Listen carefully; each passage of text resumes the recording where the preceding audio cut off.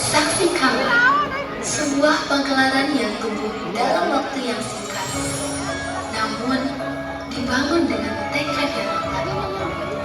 Kami belajar bahwa persiapan bukanlah soal cepat atau lamanya sebuah proses, melainkan tentang keberanian untuk tetap menyelesaikan apa yang sudah dimulai. Ini dia pagelaran Ananda Ataka, persembahan dari kelas 12 IPA 3, berjudul Tak Sempat Bercinta. Cerita ini diambil dari kisah legendaris Roro Jonggrang, sebuah cerita tentang janji, waktu, dan kesempatan yang tak selalu datang sesuai harapan. Selamat menyaksikan. Biarkan kisah ini berbicara dengan caranya sendiri. Ini dia pagelaran Ananda Ataka.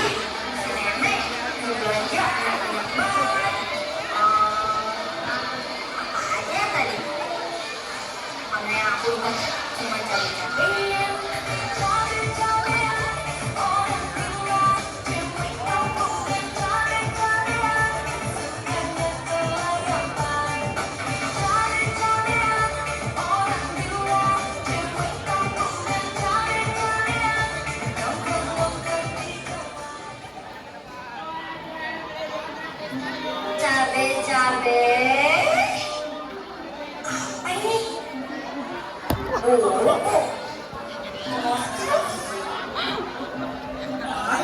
Roro Jonggrang gadis cantik-cantik itu kan bisa sih dikutuk. Ya udah, daripada pusing mau beli apa, mending balik lagi ke rumah. Terus tanya nenek deh.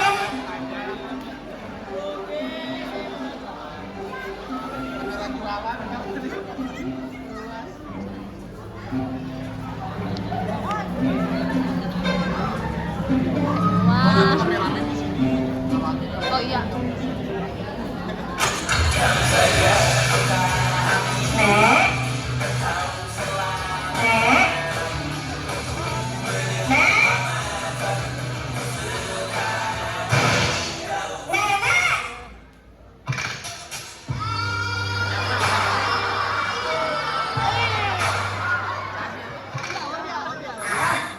Kan istriku jadi belepotan. Nenek, gara-gara elu nih, makeupnya nih jadi belepotan. Makeup apaan nih? Joker, sembarangan. Ya udah, terserah nenek aja. Udah, mana belanjanya?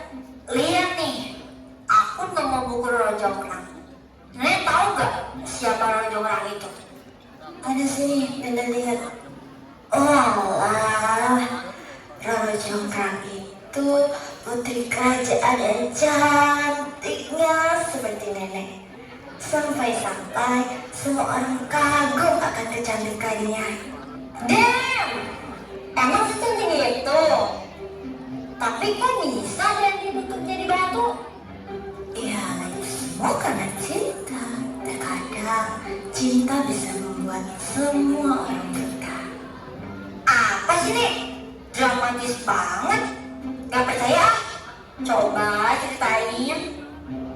Baiklah, kalau begitu dengerin baik-baik ya.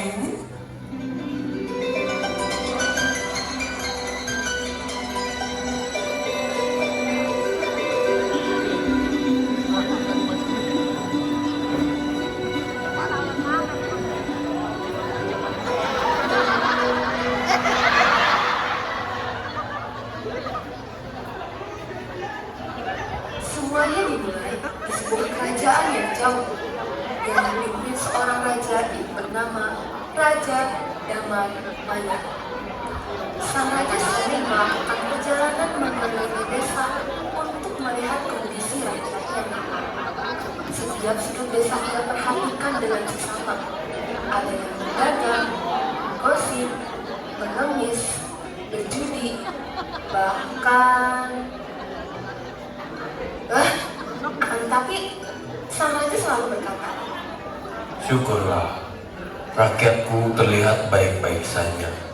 Pikiran tenang, hati pun senang.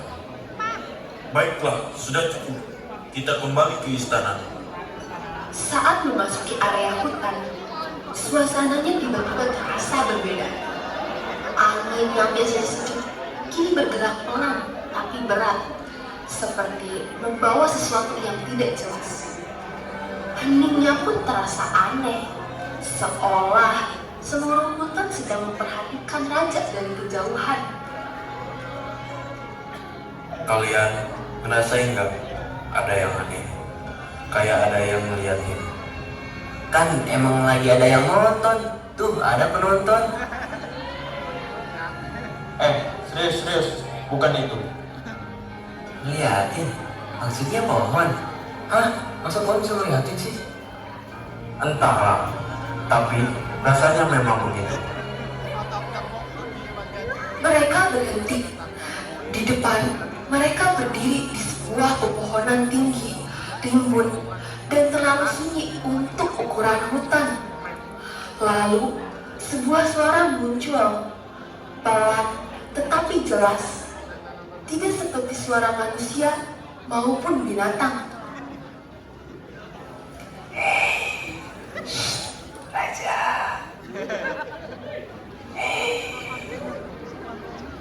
Hei, raja budak. Akankah dalam perang? Hah? Apa? Kerajaan Pengging akan kalah dalam perang. Hah? Kerjaanku? Kenapa? Bodoh. Raja Damarmaya langsung menoleh cepat. Suara itu terdengar nyata, bukan bayangan pikirannya. Tidak ada siapapun di sekeliling mereka, hanya pohon-pohon yang tampak biasa. Akan tetapi, Siapa yang bicara? Tunjukkan dirimu. Siapa lu? Anak mana lu? Budak Semapi. Raja dan prajuritnya maju mencari sumber suara. Hingga tiba-tiba,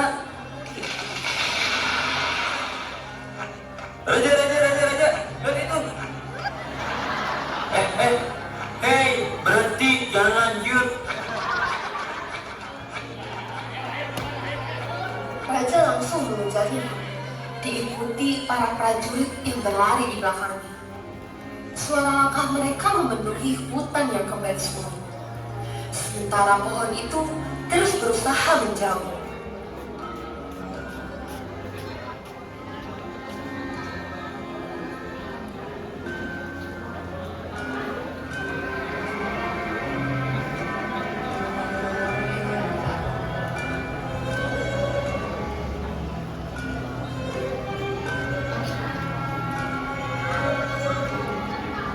Kabar Raja Damarmaya yang mengalami hal aneh saat perjalanan pulang, yang menyebabkan seluruh istana mulai gelisah. Soalnya gak ada yang tahu apa yang sebetulnya terjadi. Raja Damarmaya terus gelisah sejak tiba di istana.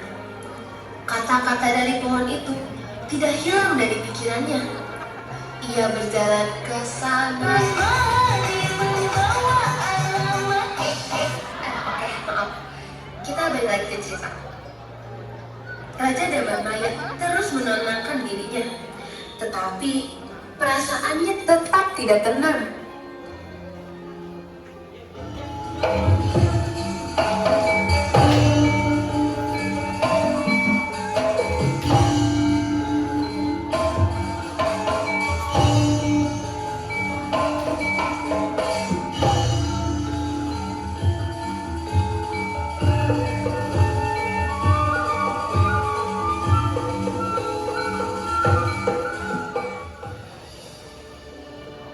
Beberapa saat kemudian, anaknya yang bernama Joko Bandung melihat ayahnya tidak seperti biasanya.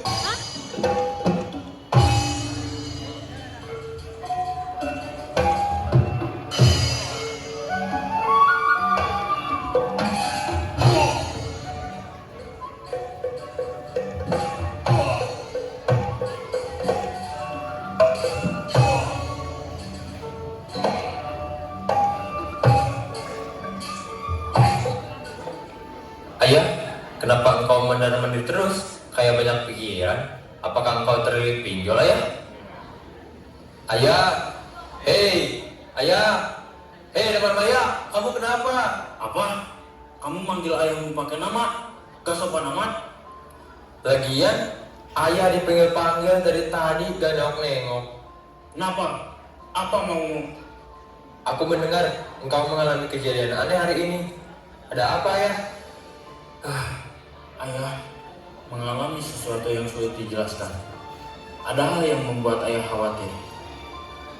Joko Bandung semakin bingung, tetapi ia menunggu dengan tenang, berharap sang raja mau bercerita. Ayah, jangan terlalu cemas. Percayalah kepadaku, aku siap mendengarkan. Raja Demarpaya menarik nafas panjang.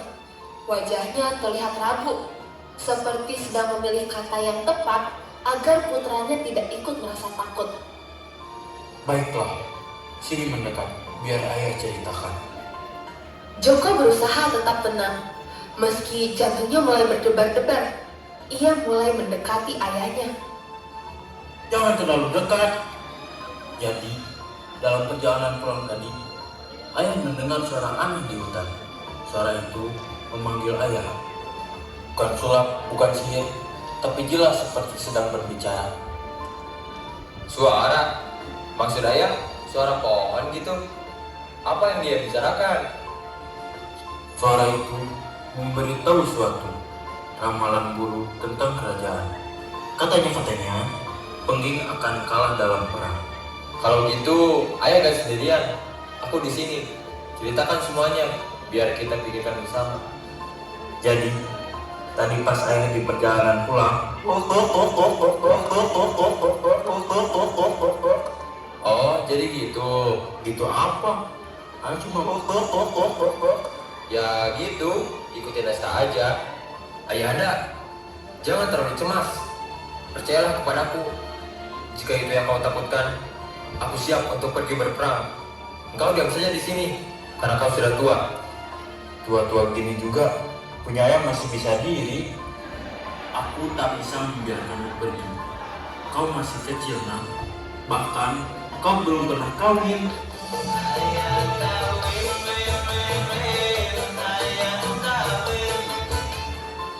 Jangan panggil aku anak kecil, Ayah. Dan urusan kawin bisa belakangan.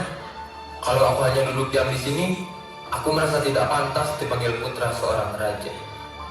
Joko, kau masih terlalu muda. Kau tidak akan mengerti betapa kejamnya luar di base musuh. Justru itu, Ayah. Biarkan aku belajar di medan perang. Biarkan aku membuktikan bahwa aku layak dipanggil putra seorang raja. Aku bersumpah, aku akan berjuang dengan sepenuh jiwa dan ragaku. Ya sudahlah, kalau itu memang yang kau inginkan, pergi saja. Aku mengizinkanmu ikut berperang, tetapi saat kau pulang, kau harus segera menikah. Terima kasih, Ayah. Aku akan membuktikan janji dan kepercayaan ini tidak akan sia-sia. Baiklah, siap-siap sana. Prajurit, ayo kita pergi.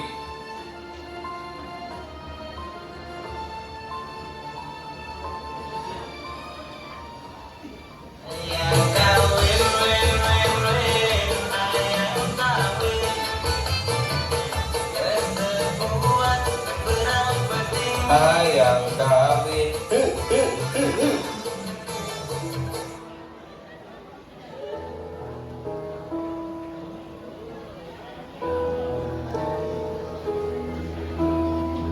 Sedangkan di kerajaan Prambanan, ada raja yang bernama Raja Boko. Hidup bersama permaisuri dan seorang putri bernama Roro Joman, yang terkenal cantik nan jelita. Meski banyak bangsawan datang meminang, sang putri belum juga menentukan pilihannya. Hal ini membuat Raja Boko dan permaisuri mulai gelisah, karena usia putri dirasa sudah layak untuk menikah.